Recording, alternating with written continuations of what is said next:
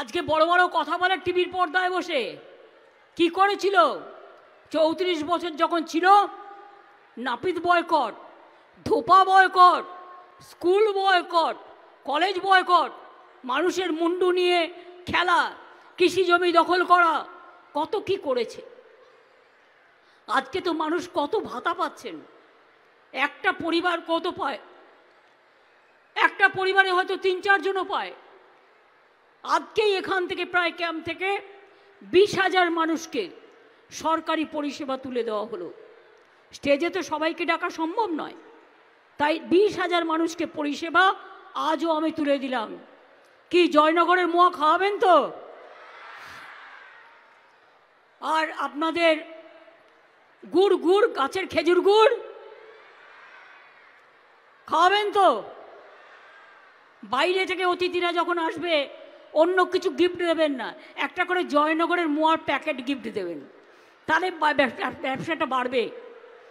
যখন কোনো বিয়েতে যাবেন 1 প্যাকেট জয়নগরের মোয়া দেবেন। বাইরে যারা যাবেন, আমি বাইরের কলকাতার লোকেদের বলছি এবং বাইরের লোকে কত খুশি হয়। সোনা দানা পেলে তো লোকে খুশি হয়, কিন্তু সোনা দানা তো লোকে খেতে পারে না। আর সোনা দানা রাখবেন কি? বাবা, ওই ইঁদুর, তারপরে কি যেন বলে, চামচিকিরা যেভাবে ঘুরে বেড়াচ্ছে, আপনার অর্জিত পয়সা সব লুট করে নিয়ে যাবে। আর লুট করে নেবার পরে সিজার লিস্টও পাবেন না।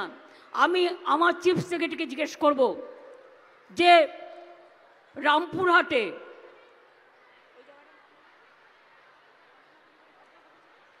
বাগটুইতে যে ঘটনা ঘটেছিল, আমি তো সবাইকে চাকরি দিয়ে দিয়েছি, টাকাও দিয়ে দিয়েছি।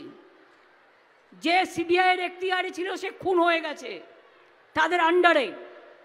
তাছাড়াও তাদের ঘরবাড়ি থেকে যে জিনিসগুলো নিয়ে আসা হয়েছিল, যে টাকা পয়সাগুলো নিয়ে আসা হয়েছিল, সিজার লিস্ট দেওয়া হয়নি, তাদের টাকাগুলো উদ্ধার হয়েছে। কি চিটফান্ডের নাম করে অনেক লোককে গ্রেপ্তার করেছে, করতেই পারেন, চিটফান্ড আমরা কেউ সাপোর্ট করি না, কিন্তু মানুষের টাকা ফেরত দিলেন কোথায়?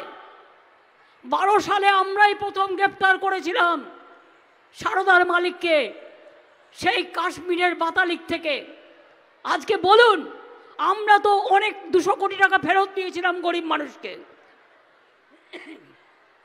কিন্তু আপনারা যারা এজেন্সিরা, আপনারা সম্পত্তি সব নিয়ে নিলেন ওদের, সেইগুলো বেচে গরিব লোককে তার টাকা ফেরত দিয়েছেন কি আজ পর্যন্ত? আজ পর্যন্ত ফিরিয়ে দেয়নি।